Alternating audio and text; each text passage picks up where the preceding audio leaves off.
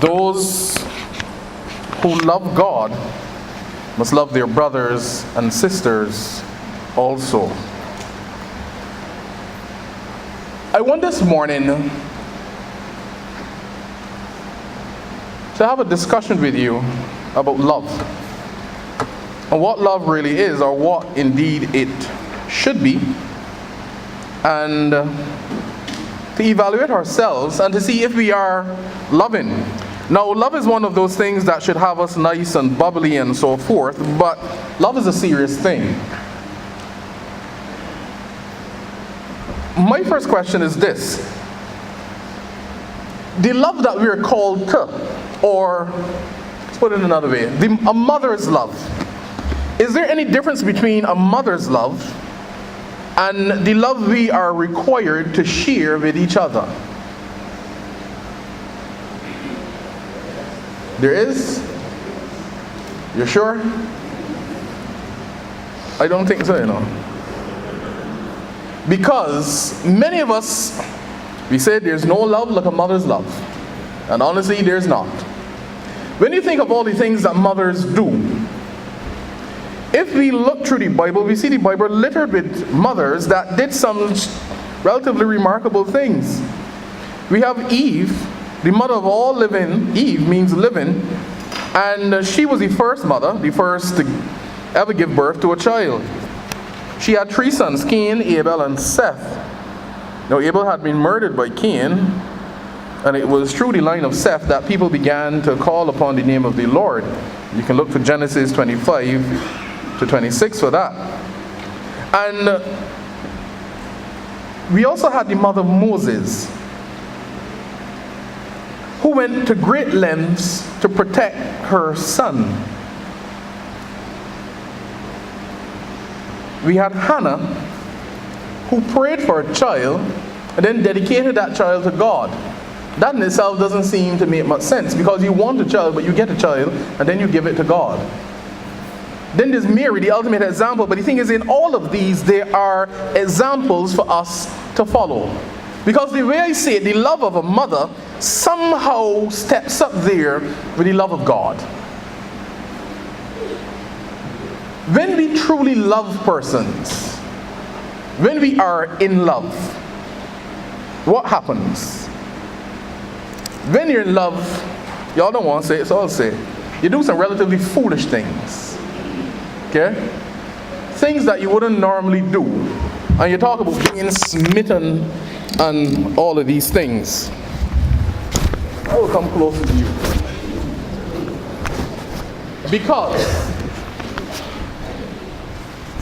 think about when you first fell in love, and honestly, how foolish you were. I had a fellow one time that was in love with this girl. And they had an argument. And the fellow was wrong. So the fellow decided not just to say sorry, but to show that he was sorry. And he baked a cake for this girl. While he was delivering this cake, they had some problems. Because the transportation at the time was a bicycle. If you had a proper bicycle, you know that there are gears on either side. You have the sprocket, you have the ratchet. But remember, you got a cake too. And you think ahead, plan ahead to keep ahead. So coming up was an incline. You would appreciate that, just like driving, a lower gear gets you up easier. Okay? So in all his wisdom, he decided it is time to change gears so that when the incline comes, we are already in motion, because a body in motion remains in motion. A body at rest stays at rest. However, the cake was in the hand that had to move. So he decided to cross over the hand and change the gear. The cake fell, the bicycle fell, he fell, and a park taxi was involved in all of this commotion. He got up, the cake was damaged, but he continued with the cake because this was a sign of sorry. Okay? I see one laughing and grinning. That sounds good foolish now. Okay? One could laugh and grin. But in a few days, that fellow will celebrate 10 years of marriage. Okay? No.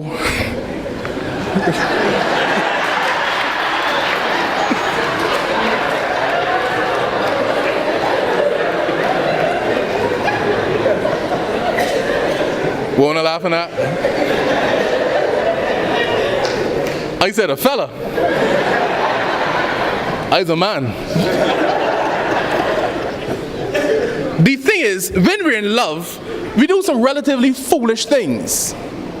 But the thing is, God is not calling us to be foolish. God is calling us to be forgiven.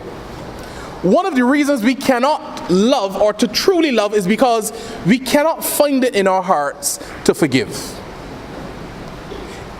In many instances, all that is required of love is to say sorry. That's all. To say sorry. Because, again, a body at rest remains at rest.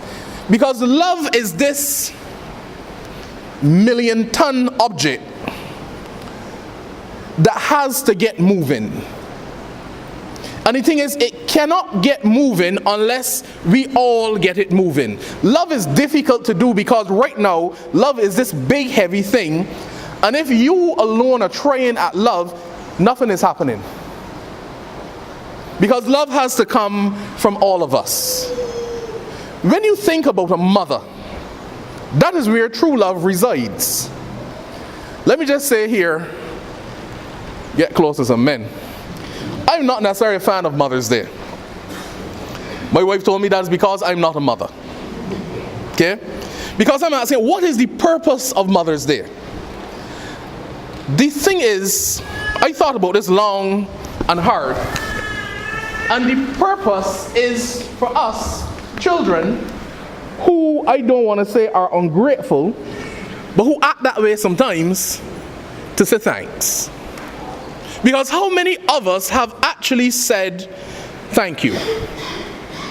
How many of us take the opportunity to say, I love you? Because we somehow assume mothers know. And they do. But just like us, sometimes they probably just need to hear it. If we do nothing else today, say thanks. If your mother is here or gone on, say thanks. Because it is important. I read some of your junior course of the week. The most phone calls in the world are made on Sundays. As many phone calls that are made on Sundays, 37% more are made on Mother's Day. That's a lot of talk. But we need to step outside the talk and begin to do some things, because when we look at mothers, think of all the things that you would have done and your mother still loves you. The thing is, a lot of us mix up love and punishment. When you we don't flog children no more, right? That's a thing of the past. But before, in my time and your time, when you get a good skin of licks, it was because you did something wrong. Or, in my case, you can do something wrong. I got lashes already before I did something. So, having the blows, I went who can do it anyhow. Is that not the love of God? Because before I listened to God and responded as He wanted me to respond, I used to work at the Nation newspaper. My job was pretty easy. I went to court on a daily basis, and I sat there and I laughed. I sat in awe, in disbelief, and sometimes shock. And I wrote what I saw and what I heard. one of the things that stand up in my mind is, I'm thinking they were, but I can't remember ever seeing fathers in the courtyard crying or anything like that. It was always the mothers that were there crying. And I will share with you one of the things that shocked me.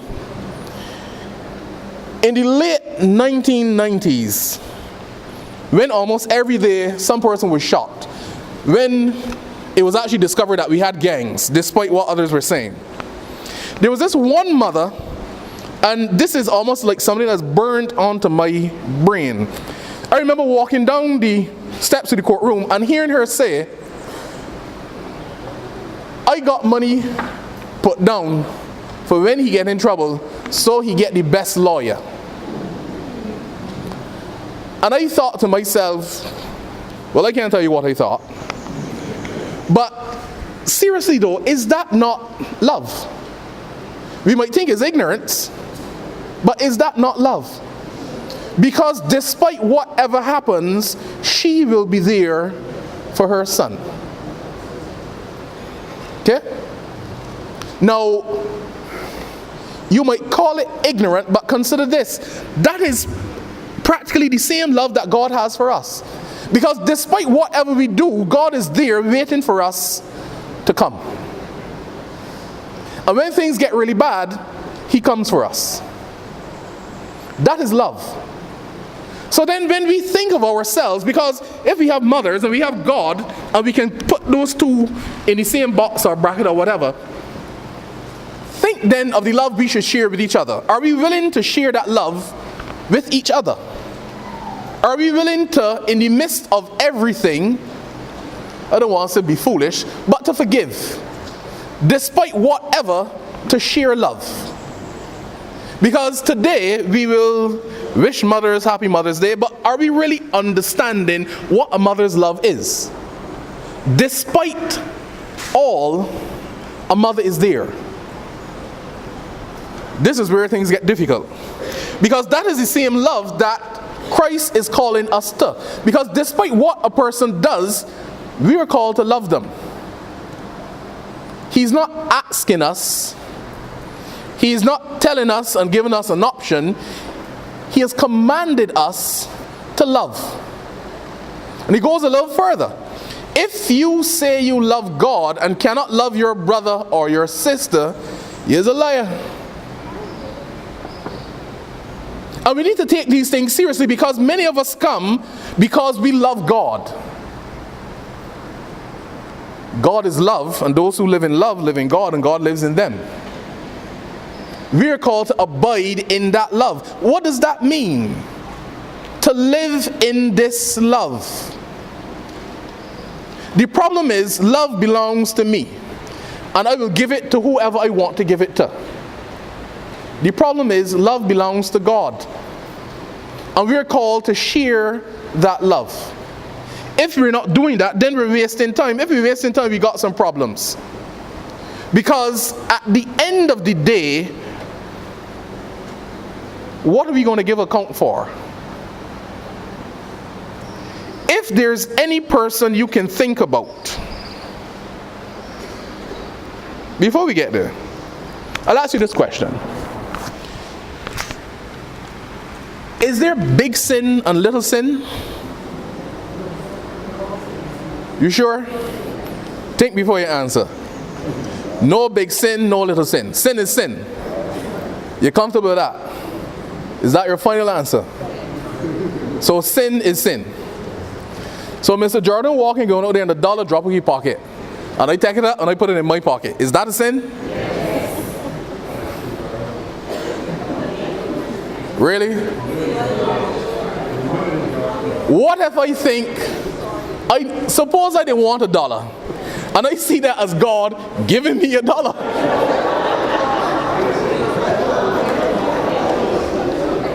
Alright, so taking up the dollar that dropped, not necessarily Mr. Jordan's dollar, because it's no longer his possession, taking up the dollar that dropped is a sin. Mr. Walker going in the back, and $200 drop in his pocket, and I take it up and I put it in my pocket. Is that a sin? Yes. I don't like this section of the church. So there's no little sin and big sin. So if the punishment was to lock me up for 10 years, you're going to lock me up for 10 years for $1? Yes. One will lock me up too? I like the four over here. Okay? Because it says then, by your reaction, by your answers, there's no big sin and there's no little sin. That is what we say. But how do we act? We act as if there is big sin and there is little sin. Because we got any perfect people here? Anybody that don't sin? Anybody like me that don't sin? We've all sinned? Okay. So some of us, all of us have sinned. Have any of us committed little sins and big sins? Remember, we're not out telling me a big sin and a little sin. Because I was dealing with money. But the thing is, dealing with money or not, I want to say there is no big sin, there is no little sin. Sin is sin. It is the same thing. Anybody commit a small sin during the week?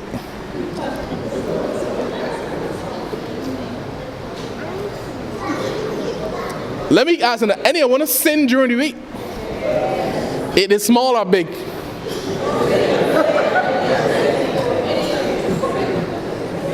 Medium.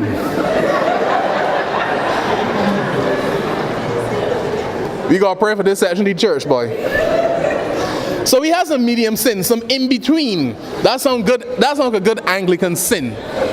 That sounds via media-ish. A good Anglican sin.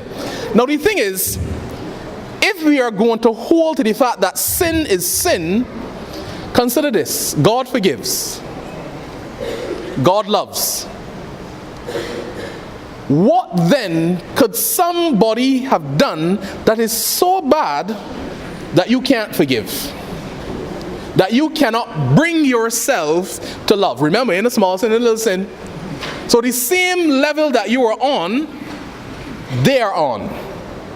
If God is willing to forgive, why aren't you willing to forgive? Because again, forgiveness is that barrier to love. Can we be vexed with some person and still love them? Don't think that you escape. Because when we are vexed, love isn't necessarily there. Or is it? I'll show you what I mean. Since the last time I saw you, I get tricked. I got tricked by a 4-year-old. Okay? Now, very few people have ever tricked me. I used to keep score how many people that tricked me. But my younger daughter has now entered that realm. One who tricked she father. So on Thursday, we get up as usual, get breakfast, bath, lunch prepared, bags packed, time to go through the door. We get to the school, I realized we were a bag short. So I said, Caitlin, your lunch bag in the car? No. I said, Callista, you bring your sister's lunch bag? No. I said, Caitlin, with your lunch bag? I left it at home so I can get lunch from the canteen.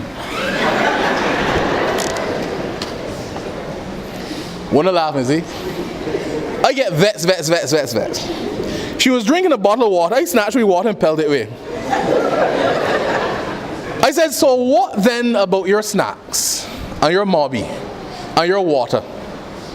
And then she began to think, oh, shouldn't. As if I didn't think of that. But you can buy lunch from the canteen. And we're walking, going to the school. I'm fuming.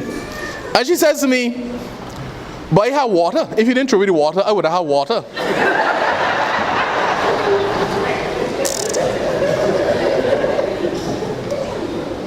I'm thinking to myself, Lord, what is this? Because I now have to go to town, get a bottle, because that is one of the requirements of the section of the school she's in, a bottle with a spout or a straw, because as much as you can handle a bottle and put it to your head, children will rush and spills will happen. It will not be closed properly, something can throw it. And I think to myself, what the irony is? I pick up the people bottles and laugh at the price and order them online for $2 rather than the $15 they're selling for, and I felt smug. Now I gotta go and buy one of the same $15 bottles, and I get more vexed. Then I had to get snacks. She did get the lunch from the canteen, and I was still vexed. Had to go through town. I don't like town. Borrow my wife's lunch bag to put everything in because he needed everything nice and compact, and I went back to the school. About 45 minutes of stuff I didn't plan to do. And later on, when everybody else was laughing, I then stopped to think. Did I overreact? Was that a lack of love? How did I make this child feel? And it brings me to this. Because often we mix up love with punishment. There was no punishment. Was that necessarily a lack of love? Because we have some strange sayings. So because a man loves a woman, he can beat her. Okay? Don't act like if it's something strange. You know what you're talking about. So you get some blows from your lover, and it is because he loved me that he beat me. Because we can justify the blows. My grandmother used to rent a house at the corner of Burma Road and Farm Road. Every person that went into this house, blows were shared and blows were accepted. And it didn't a problem because that was a society thing. He beat you last night, no problem with that, because we accept that. After we were married, after I was assigned to St. Philip the Less, we moved into one of the more posh areas in Spikestown. The very first morning we got up in that house, we got up to blows. We didn't get in none, we didn't share none, but we didn't hear in some. And the thing is, we accept these things, and the thing is, love does not hurt. So a mother does not beat a child because she loves the child. A mother beats a child because that is the punishment. Likewise, a man doesn't beat a woman because he loves her. That in itself is punishment. That is where fear comes in. And fear and love do not dwell in the same place. Because love disperses fear. So we need not confuse the two. If anybody doing you something wrong and calling it love, get a step in and fast and far, because that is not love. When we think of love, think of what a mother's love is or should be. Because that type of love can be compared with the love of God. That is the same love we are called to share with each other. Because there is nothing that a person has done that is so bad that we cannot forgive, that we cannot continue to love. If we are not loving, then we are not God's. We do not belong to God if we cannot share love. So as much as we want to call ourselves God's children and heirs of the kingdom and all of these fancy things, if love is not in our heart, if love does not dictate the things that we do, we're doing foolishness. If there's some person now that you can think about that you just cannot love, ask yourself why. Because the reality is, there is some person that you just can't bring yourself to love. And the thing is, we refer to those people as unlovable. And we comfort ourselves in that folly. The thing is, love begins with us. We don't have to wait for somebody else. love begins with us. Now, I'm not going to stand here and tell you it is the easiest thing to do, because it is not. Loving a person is one of the most difficult things a Christian is called to do, and it right up there, hug up with forgiveness, because the two hand in hand. It is not easy, but at the same time, the fact that it's difficult is not an excuse not to do it, because we are called to do it. We are commanded to love one another. Just as Christ loves us, we are to love each other.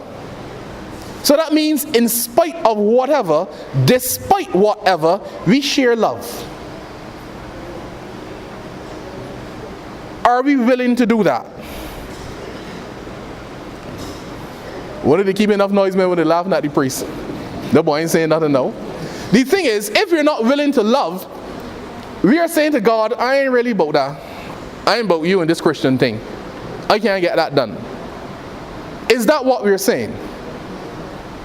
I think that we are saying that there is no proper definition for love. You got one word. The other people, we got different words that mean this one word that we tying around with. We take it sometimes it means so and so now. It means something else next time. But we only got one word. One. I can accept that. But at the same time, I want to make an excuse for you. Because love is all that is good and all that is holy. Because a Christian is called to live a life of holiness. Not piety, but holiness. Because if God is holy, and we are living the type of lives that is fashioned off of God, there should be some degree of holiness to what we do. The thing is, if we cannot do what is good, what is right, what is true, then the love thing goes out the window again. Because if we are waiting for a definition, then we will always got an excuse. Because definitions vary with time. Definitions vary with culture. Definitions vary or varied because of the past. The thing is, God does not change, so love does not change. Because we have a notion of what love is or what love should be. Love is God. The same way God interacts with us, we should interact with others. Because by faith, we assume that we are forgiven. The thing is, are we forgiven? Or we can just turn up at church and claim to love God. Those who say they love God but don't love the brother or sister, but claiming to love God that they have not seen, Jesus himself says, you is a liar. So we got something else added to sinner. Liar. So if you're going to lie to God, it's a waste of time. If you're going to lie to each other, then knock yourself out. But God is calling us to something serious. But as serious as it is, it can be enjoyable. Because there is no greater joy than love. The only thing more enjoyable than sharing love is receiving it. The thing is, if nobody shares it, nobody will receive it. If we who claim to know God, who experience this love, do not put things in motion, nothing will happen. This is the commandment, that you love one another just as I have loved you. We will give thanks for our mothers, for mothers everywhere. But the thing is, don't just thank God for mothers. What is it we're thanking God for? We're thanking God not necessarily for our physical mother, but for everything else that comes along with that mother. One of those things is love. The love that despite whatever is always there. That is the love of God. That is the love we are called to share with each other. Not our love, but God's love. The love that despite whatever a person has done, we are willing to still love. Despite being disappointed, annoyed, angry, we still love. Is that too hard? Man said no. Is that too hard? No, it isn't. It is difficult. But I will leave you with these words. Beloved, let us love. Amen.